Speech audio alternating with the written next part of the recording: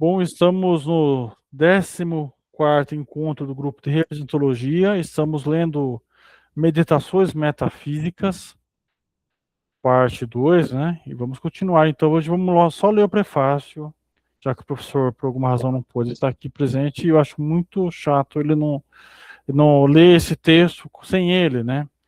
Porque ele contribui muito para o nosso debate, para a nossa conversa. Ela manja muito e eu gosto muito das contribuições dele. Prefácio ao leitor. Já toquei brevemente nas questões de Deus e da mente humana do discurso do método para bem conduzir a própria razão e procurar a verdade nas ciências, editado em francês no ano de 1637. Na verdade, não para aí tratá-las cuidadosamente, mas apenas para que adiantasse algo e, a partir do juízo dos leitores, aprendesse de que modo haveriam de ser tratadas depois. Com efeito, de tamanha importância, me parece que julguei dever tratar delas mais uma vez e, para explicá-las, sigo uma via tão pouco batida e tão distantes do uso comum que não achei útil ensiná-la mais profusamente em um escrito francês, a ser lido por todos sem distinção, a fim de que os engenhos mais fracos não pudessem crer que também a eles cabia empenhar-se nisso. Embora lhe rogasse a todos, aos quais em meio aos escritos ocorresse algo digno de repreensão, que se dignassem a avisar-me, nada digno de notas foi objetado ao que eu alcançara acerca dessas questões, salvo duas coisas, as quais responderei com poucas palavras antes que comece a explicação mais cuidadosa delas. Primeiro, que de fato a mente humana voltada para si mesmo não percebe a ser outra coisa senão coisa pensante. Não segue que sua natureza ou essência consista apenas em ser coisa pensante, de forma que a palavra apenas exclua todo o restante que talvez também se pudesse dizer que pertence à natureza da alma. A essa objeção respondo que eu também não quis ali excluí-las na ordem da própria verdade da coisa, da qual, por certo, eu não tratava então, mas são somente na ordem da minha própria percepção, de tal modo que fosse dito que eu não conhecia nada que soubesse pertencer à minha essência, além de que sou coisa pensante, ou seja, uma coisa que tem em si a faculdade de pensar. Na sequência, porém, mostrarei como, a partir do fato de que nada mais reconheça pertencer à minha essência, segue-se também nada mais deveras pertencer a ela. Outro ponto é que, a partir do fato de ter em mim a ideia de uma coisa mais perfeita que eu, não se segue que a própria ideia seja mais perfeita que eu. É muito menos que aquilo que é representado por essa ideia exista. Mas respondo que se esconde aqui um equívoco na palavra ideia. Ela pode ser tomada, ou materialmente, como ação, operação do intelecto. E nesse sentido, não se pode dizê-la mais perfeita que eu, ou objetivamente como uma coisa representada por essa operação, coisa que mesmo que não se suponha existir fora do intelecto, pode, contudo, ser mais e perfeita que eu em razão de sua essência. De que modo, porém, só a partir do fato de que a ideia de uma coisa mais perfeita esteja em mim, siga-se que essa coisa deveras existe, será exposto amplamente na sequência. Além disso, vi de fato os dois escritos bastante longos, mas pelos quais não eram combatidas tantas minhas razões sobre tais assuntos quanto as conclusões, com argumentos emprestados a lugares comuns dos ateus, e, visto que argumentos desse tipo não possam ter nenhuma força junto aos que entendem minhas razões, e sejam tão despropositados e frágeis os juízos de muitos, que são persuadidos mais pelas opiniões primeiras recebidas, por falsas e alheias à razão que sejam, de que por uma verdadeira e firme refutação delas, mas ouvidas posteriormente, Não quero aqui responder a isso, para não ter antes fazer-lhe referências. E apenas direi, em geral, que tudo que é vulgarmente aventado pelos ateus para combater a existência de Deus sempre depende disso, que ou se imputam afetos humanos a Deus, ou tamanha força e sabedoria seja rogada à nossa mente, que nos esforcemos em determinar e compreender algo que Deus possa ou deva fazer, de tal modo que nenhuma dificuldade nos surgirá, contanto que apenas recordemos de que nossas mentes devem ser consideradas como finitas. Deus, porém, como incompreensível e infinito. Espera aí que agora, depois que de alguma maneira experimentei uma vez os juízos dos homens, empenho-me de novo em tratar aqui das mesmas questões de Deus e da mente humana, e, simultaneamente, os inícios de toda a filosofia primeira, mas de tal forma que não espero nenhum aplauso do vulgo e nenhuma abundância de leitores. Sou autor para ser lido apenas por aqueles que possam e queiram. Peraí. Meditar seriamente comigo e afastar a mente dos sentidos e simultaneamente de todos os prejuízos, e bem sei que esses não se encontram senão em pequenos números. Já quanto àqueles que não, já quanto àqueles que, não cuidando de compreender a sério o nexo das minhas razões, aplicarão-se apenas a chicanear cláusulas isoladas, como é de costume de muitos. Não perceberão eles grande fruto na leitura deste escrito, e, embora talvez encontrem em muitos pontos ocasiões de escarnecer, contudo, não obterão facilmente algo de peso ou que seja digno de resposta. Mas também porque não me comprometo a satisfazer a todos os leitores logo de início. Nem tanto me arrogo que confio em poder prever tudo que parecerá difícil aos outros.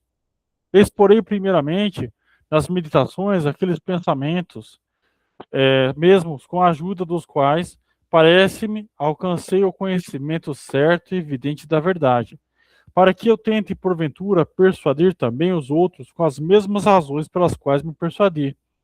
Depois disso, responderei às objeções de alguns homens excelentes pelo engenho e doutrina, aos quais essas meditações foram enviadas para serem examinadas antes de das mandadas à prensa. Com efeito, as coisas objetadas foram tantas e tão variadas que eu ousaria esperar que com facilidade não virá à mente de outro, seja o que for, pelo menos da importância, que não foi tocado por eles. E por isso rogo ainda aos leitores que não formem um juízo sobre as meditações antes que tenham se dignado a ler até o fim essas objeções e todas as suas soluções. Deixa eu ver aqui o que é. Oliveira ao leitor. Esse vamos ler, né? Deixa eu só ver uma coisa aqui.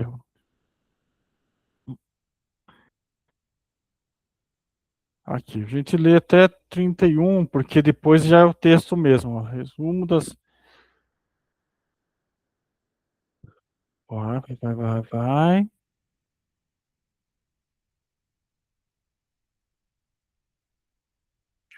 Oliveira ao leitor.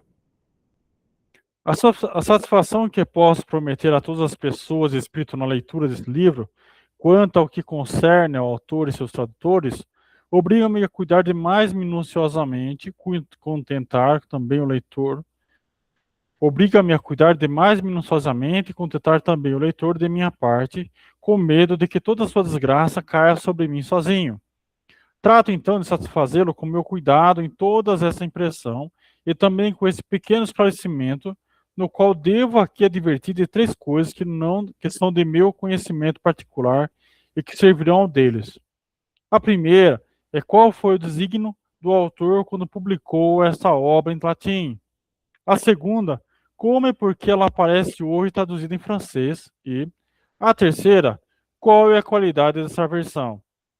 Quando o autor, após ter concebido essas meditações em seu espírito, resolvido a dar parte delas ao público, isso. Peraí. Ocorreu tanto pelo temor de sufocar a voz da verdade, quanto pelo desígnio de submetê-lo à prova de todos os doutos. Com esse fito, ele quis falar-lhes na língua deles e ao modo deles. Encerrou todos seus pensamentos no latim e nos termos da escola. Sua intenção não foi frustrada e seu livro tem sido posto em questão em todos os tribunais da filosofia. As objeções ajuntadas a essas meditações testemunham-no o bastante o bem mostrar que os sábios do século se deram ao trabalho de examinar suas proposições com rigor. Não cabe a mim julgar com que sucesso, porquanto sou eu quem as apresenta aos outros para fazer com que sejam julgadas. Basta-me crer para mim e assegurar aos outros que tantos grandes homens não se puderam chocar sem produzir muita luz. 2. Entretanto, esse livro ultrapassa as universidades. Nos palácios dos grandes, e cai entre as mãos de uma pessoa de uma condição muito eminente. Após ter lido as meditações e tê-las julgado dignas de sua memória, toma o encargo de traduzi-las em francês. Seja porque, por esse meio, quis tornar mais próprias e mais familiares essas noções bastante novas. Seja porque não teve outro desígnio que honrar o autor por uma tão boa marca de sua estima. E depois, uma outra pessoa também de mérito não quis deixar imperfeita essa obra tão perfeita. E, seguindo os passos desse senhor, pôs em nossa língua as objeções que seguem as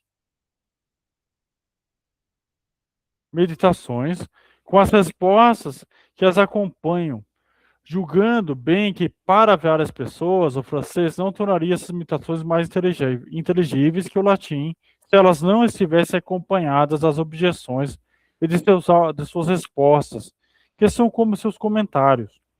O autor, tendo sido informado de boa fortuna de umas e outras, não somente consentiu, mas também desejou e rogou a esses senhores achar bom que as versões deles fossem impressas, porque observara que suas meditações haviam sido acolhidas e recebidas com alguma satisfação por um maior número daqueles que não se aplicam à filosofia da escola que daqueles que a ela se aplicam. Assim, como havia dado sua primeira impressão latina no desejo de achar contraditores, acreditou o dever dessa segunda francesa ao favorável acolho de tantas pessoas que, apreciando já seus novos pensamentos, pareciam desejar que se lhe tornasse a língua e o gosto da escola para acomodá-los ao deles. Encontra-se em toda essa versão, em toda essa versão, assaz justas e tão religiosa que nunca se separou do sentido do autor.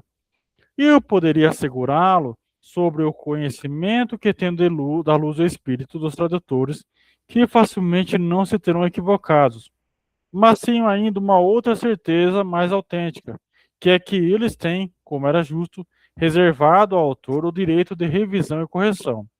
Ele usou, mas para corrigir-se mais aqui a eles, e para esclarecer somente seus próprios pensamentos. Quero dizer que encontrando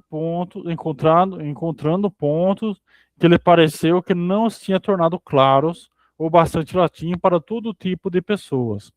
Quis aqui esclarecê-los de alguma pequena mudança, o que de pronto se reconhecerá conferindo francês com latim. O que deu mais trabalho aos tradutores em toda essa obra foi encontrar grandes quantidades de palavras da arte, que eram rudes e bárbaras, mesmo no latim, e são no muito mais no francês, que é menos livre, menos ousado, menos acostumado a esses termos na escola. Eles ousaram, contudo, omiti-los, porque teria sido preciso mudar o sentido, o que lhes proibia a qualidade de intérpretes que haviam tomado. Por outro lado, quando essa versão passou sob os olhos do autor, ele achou-a tão boa que não quis nunca mudar o estilo e guardou-se disso por sua modéstia e a estima que a faz das suas tradutores, de forma por uma deferência recíproca, ninguém os tendo suprimido, permaneceram nessa obra.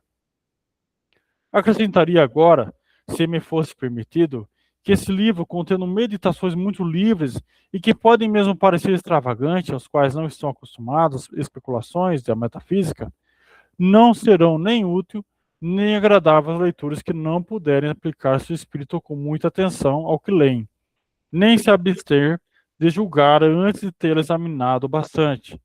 Mas tenho medo de que me repreendam de ultrapassar os limites do meu ofício, ou antes, quase sem o saber, por um tão grande obstáculo à venda do meu livro. Com essa larga exceção de tantas pessoas as quais não estimo próprio. Calo-me, então, e não assusto mais o mundo.